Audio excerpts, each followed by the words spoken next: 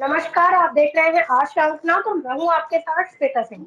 और आज हमारे साथ एक बार फिर बिहार से सीधे जुड़े हैं शशि भूषण जी, जो कि जनरल सेक्रेटरी हैं एनएमओपीएस बिहार से।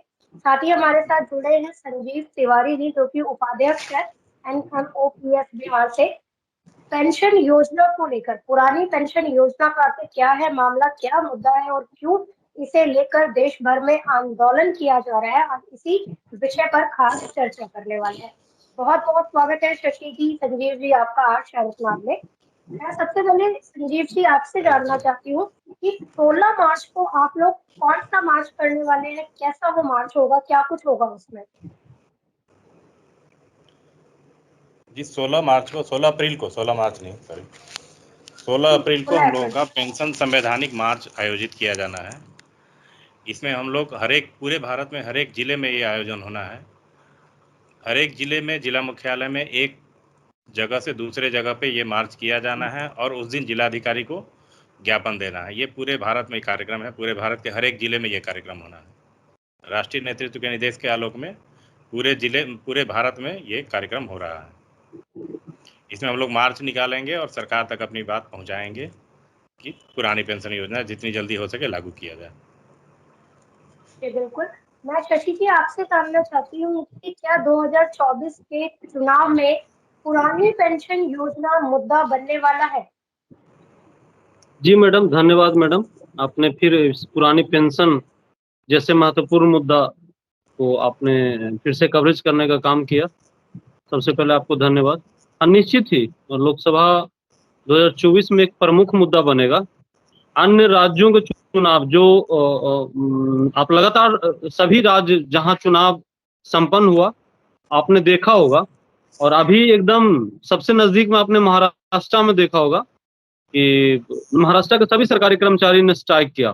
तो निश्चित ही सरकारी कर्मचारियों की संख्या बहुत ज्यादा है अधिकांश राज्यों में। तो सभी राज्य में इस बार जितने भी एनपीएस के कर्मचारी सहित जितने भी सरकारी कर्मचारी हैं वो पुरानी पेंशन के पक्ष में वोट करने वाले हैं, उनका परिवार वोट करने वाला है। तो ये बहुत महत्वपूर्ण मुद्दा तो है ही। साथ में आपने ये भी देखा होगा कि लगातार केंद्र सरकार ने एनपीएस में सुधार की बात कर रहे हैं, मतलब एनपीएस में सुधार की बात की जा रही है केंद्र सरकार द्वारा। लेकिन हम लोग सुधार का कहीं कोई मामला ही नहीं है हम लोगों के लिए। सीधे सीधे पूरा पूरा हम लोगों को पुरानी पेंशन चाहिए, जो पूर्व में लागू था वही व्यवस्था हम लोगों को फिर से चाहिए। बिल्कुल संजीव जी, मैं आपसे जानना चाहती हूँ, अभी भी ऐसे बहुत से लोग हैं जिन्हें ये जानकारी नहीं है कि पुरानी पेंशन योजना की मांग आप लोग क्यों कर रहे हैं, आखिर क्या अंतर है पुरानी पेंशन योजना और नई पेंशन योजना में, और नई जो पेंशन योजना है उसमें ऐसी क्या खामी है जिसको लेकर आप लोग विरोध दर्ज कर रहे हैं? बहुत महत्वपूर्ण सवाल है मैडम आपका। पुरानी पेंशन योजना में जब आप सेवानिवृत्त होते थे तो जिस वेतनमान से आप सेवानिवृत्त होते थे उसका आधा आपको पेंशन के रूप में फिक्स होता था। उसके साथ जब जब महंगाई भत्ता बढ़ता था या कोई पे कमीशन का लाभ जो रेगुलर कर्मचारी हैं उनको मिलता था, उसका लाभ पेंशनर को भी मिलता था। नई पेंशन योजना पूरी तरह बाजार के हवाले है। आपके पैसे को शेयर मार्केट में इन्वेस्ट किया जाएगा और उसका जो भी रिटर्न आएगा, जो भी ब्याज आएगा, वो आपको मिलेगा। आज नई पेंशन योजना में स्थिति ये है कि 1 लाख रुपए से रिटायर करने वाले जो सरकारी कर्मचारी या पदाधिकारी हैं जिनका अंतिम वेतन 1 लाख रुपया था, उनको 2000 रुपया के 2200 रुपया के आसपास पेंशन फिक्स हो रहा है। जबकि पुरानी पेंशन योजना में अगर अंतिम वेतन 1 लाख था तो निश्चित रूप से उनको 50,000 पेंशन फिक्स होता था। तो इतना जो डिफरेंस है, इस डिफरेंस में इस महंगाई के ज़माने में, भौतिकवाद के युग में, कोई भी आदमी जो जीवन अपना पूरा जीवन सरकारी सेवा में दिया और 60 साल के बाद अब वो किसी काम का नहीं रहा, उसके पास पैसे भी नहीं रहेंगे, तो वो कैसे अपने आप को सर्वाइव करेगा? यही हमारी डिमांड है।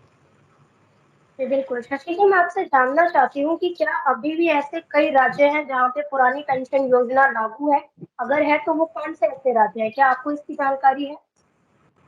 हाँ मैडम, बंगाल में तो न्यू पेंशन व्यवस्था लागू ही नहीं हुआ था, और जिस जिस उसके अलावा सभी राज्यों में जहां पुरानी पेंशन व्यवस्था लागू की गई थी, तो राजस्थान ऐसा पहला राज्य है जो पुरानी पेंशन को, मतलब नई व्यवस्था को हटाते हुए पुरानी व्यवस्था को लागू किया। राजस्थान के बाद लगातार छत्तीसगढ़, झारखंड, हिमाचल प्रदेश, पंजाब, आपने लगातार देखा होगा कि सभी राज्यों में पुरानी व्यवस्था, जो पुरानी पेंशन व्यवस्था थी, उसको रिस्टोर किया गया है। और पुरानी पेंशन व्यवस्था पूर्व से, मतलब न्यू पेंशन व्यवस्था लागू ही नहीं किया गया था बंगाल में, वो पुरानी पेंशन व्यवस्था ही था।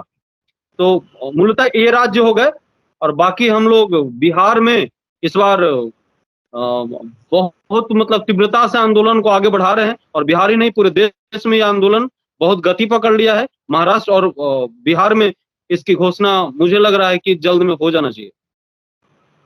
तो संजीव जी, मेरा अगला सवाल आपसे यही होगा कि क्या सिर्फ आप लोग बिहार में आंदोलन कर रहे हैं या पूरे देश भर में कर रहे हैं? अगर आप पूरे देश में आप लोग आंदोलन कर रहे हैं तो लगभग कितनी संख्या होगी आपके साथियों की, आपके लोगों की? एनएमओपीएस एक राष्ट्रीय संगठन है और इसके नेतृत्व में पूरे देश में पेंशन आंदोलन चलाया जा रहा है। कश्मीर से लेकर कन्याकुमारी तक हर जगह पूरे भारत में 16 अप्रैल को हर एक जिले में ये कार्यक्रम होना है। इसलिए पूरे देश भर में ये कार्यक्रम चल रहा है। हम लोग चूंकि बिहार इकाई के प्रतिनिधि हैं, इसलिए हम लोग बिहार में प्रतिनिधित्व कर रहे हैं और बिहार में आंदोलन को नेतृत्व कर रहे हैं। लेकिन ये आंदोलन 16 अप्रैल को पूरे देश में होना है। फिर 1 अक्टूबर को दिल्ली में राष्ट्रीय स्तर पर रैली होगी पूरे देश की। ये आंदोलन पूरे देश में चल रहा है और दबाव हम लोग पूरे देश में बनाए हुए हैं। जी बिल्कुल। शशि जी, मैं आपसे जानना चाहती हूँ कि आगामी 16 जहाँ तक संख्या की बात है तो कुल मिलाकर 5 करोड़ से अधिक संख्या बल है। जी बिल्कुल। शशि जी, मैं आपसे जानना चाहती हूँ, जैसे कि आगामी 16 अप्रैल को आप लोग बहुत बड़ा मार्च करने वाले हैं, तो क्या लगता है कि इस मार्च के बाद क्या कुछ बदलने वाला है? क्या नई तस्वीर सामने आने वाली है? निश्चित मैडम, भरोसा है।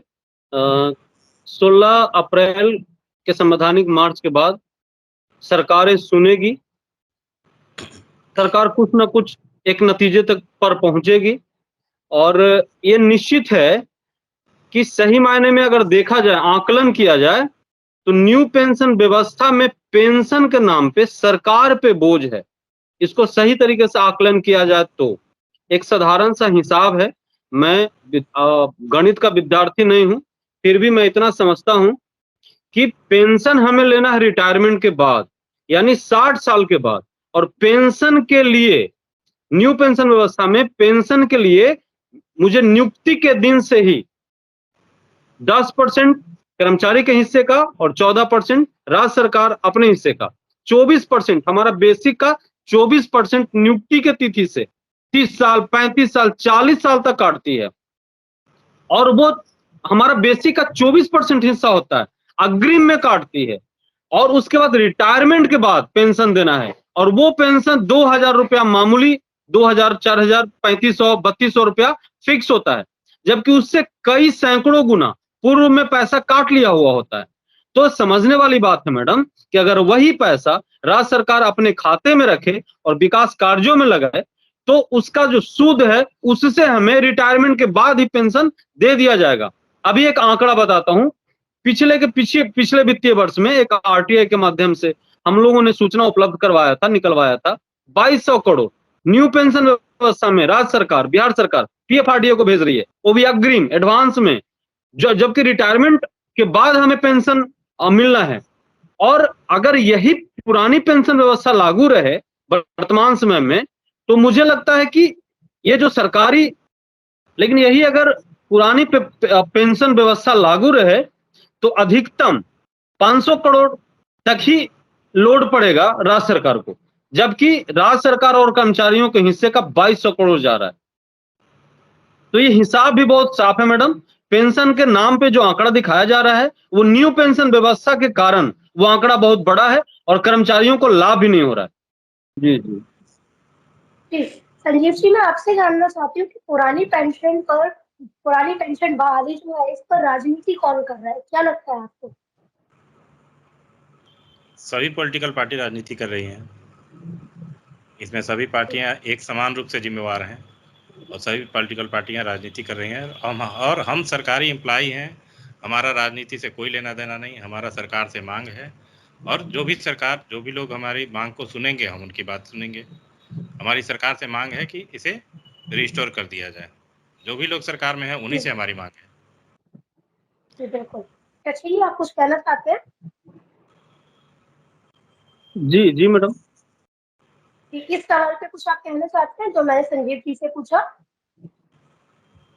हाँ हाँ, वो संजीव ने बहुत सही उस संजीव जी ने बताया कि सभी पॉलिटिकल पार्टियां राजनीति कर रही है। हम लोग तो बस अपने अधिकार की मांग कर रहे हो, भी शांतिपूर्ण तरीके से। ये हमारा हक है और राज्य सरकारों के हित का मामला है, मतलब इस सरकार के हित का मामला है, हम राज्य सरकार के कर्मचारियों के हित का मामला है। और सबसे बड़ी बात है कि पीएफआरडीए एक स्वायत्त एजेंसी है और लाखों करोड़ रुपया लेकर के कभी भी भाग जा सकती है, कभी भी वहां बड़ा घोटाला हो सकता है, कभी भी वो बैंकरप्ट हो जा सकता है। तो हमारे पूरे जीवन का 35 साल का, 32 साल का, 40 साल का गाढ़ी कमाई का 24% हिस्सा उस पीएफआरडीए में डूब जाने वाला है। और इसके पक्ष में तो भाई मतलब बहुत सभी पॉलिटिकल पार्टियां राजनीति कर रही है। हम लोग तो अपने अधिकार के लिए सरकार का ध्यान आकृष्ट करवाना चाह रहे हैं शांतिपूर्ण तरीके से। जी बिल्कुल। मैं एक चीज और आप लोगों से जानना चाहती हूँ संजीव जी, आप लोगों ने बताया जिस तरह से भी आंकड़े भी दिए हैं हमें शशि जी ने, इससे लगभग कितने परिवार प्रभावित हैं? और साथ ही मैं आपसे ये जानना चाहती हूँ संजीव जी कि क्या इस मुद्दे को लेकर विपक्ष के नेता ने या फिर किसी पक्ष के नेता ने आप लोगों से मुलाकात करने की कोशिश की है, या आप लोगों ने इनसे मुलाकात की है? इसमें देश भर में मैडम जहाँ तक आंकड़ा जो है, लगभग 5 करोड़ परिवार है, केंद्र और राज्य सरकार के कर्मी मिलाकर के पूरे देश में 5 करोड़ परिवार इससे प्रभावित हैं। जहाँ तक बिहार की बात है, तो विपक्ष के जो लोग हैं वो केंद्र में सत्ताधीश हैं, और यहाँ अभी जो सरकार में जो लोग हैं, इन्होंने सरकार में आने से पूर्व ये घोषणा की थी कि हम सरकार में आएंगे तो पुरानी पेंशन व्यवस्था लागू कर देंगे। इन्हें सरकार में आए हुए लगभग 1 साल होने जा रहे हैं, अभी तक ये लोग लागू नहीं किए हैं। लेकिन हम लोग उम्मीद लगाए हुए हैं कि ये लोग, इनके मैनिफेस्टो में था, इन लोगों ने सदन में वादा किया था, सड़क पे भी वादा किया था, तो हम लोग ये उम्मीद लगाए बैठे हुए हैं कि निश्चित रूप से ये लोग अपनी सरकार के रहते हुए पुरानी पेंशन व्यवस्था बिहार में लागू कर देंगे।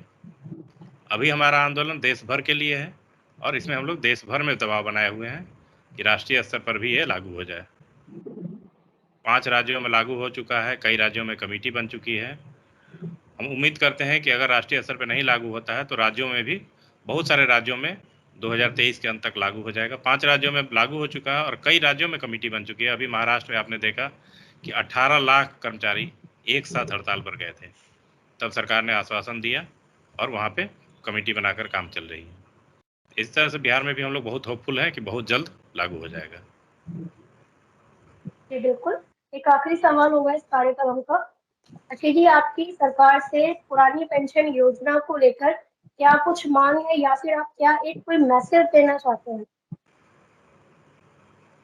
पुरानी पेंशन के पक्ष में बस सरकार को यही सरकार से मांगना चाहता हूँ कि हम लोगों का पूरा जीवन, पूरा मतलब जवानी इसको कहिए, पूरा जिंदगी कहिए, हम लोग जैसे कोरोना में ही आपने देखा होगा हर जगह सिर्फ और सिर्फ सरकारी कर्मचारी आपने देखा कि हर जगह उपलब्ध थे, चाहे रोड पे, सड़क पे पुलिस हो, हॉस्पिटल में नर्सेज, डॉक्टर्स हों, या सरकारी दायित्व का निर्वहन करने वाले लोग हों। व्यवस्था चलता रहा, सरकारी जो व्यवस्थाएं थी वो हर एक जगह पे चालू रहा। जान पे मतलब हथेली पे लेके यही सभी सरकारी कर्मचारी ने काम किया। तो सहानुभूति पूर्वक, और ये हमारा अधिकार है, ये सहानुभूति का कोई बात भी नहीं है, तो राज्य सरकारों से फिर भी हम लोग मांग करते हैं कि सहानुभूति पूर्वक जो हमारे अधिकार छीने गए हैं उसे फिर से दे दिया जाए। और ये सरकार के पक्ष का, राज्य सरकार के पक्ष का भी मामला है, सभी सरकारों के पक्ष का मामला है और सभी कर्मचारियों के पक्ष का भी मामला है। इसमें अगर पुरानी पेंशन व्यवस्था लागू होती है तो इसमें दोनों का फायदा है, सरकार को भी फायदा है और कर्मचारियों को भी फायदा है। इसे बस समझने की बात है। जिन सरकारों ने कमेटी गठित की है उस सभी कमेटी ने पॉजिटिव रिपोर्ट दिया है कि न्यू पेंशन व्यवस्था में सरकार को भी नुकसान है और कर्मचारी को भी नुकसान है। और हर एक चीज में नफा नुकसान से चीजों को नहीं तोला जा सकता है। फिर भी अगर नफा नुकसान से भी तोलते हैं तो पुरानी पेंशन को लागू किया जाना चाहिए, सरकार एवं कर्मचारी दोनों के पक्ष में। जी बिल्कुल, बहुत बहुत आभार संजीव जी, शशि जी, आप सभी का। हमारे दर्शकों का भी बहुत बहुत आभार। आप देखते रहिए आज का।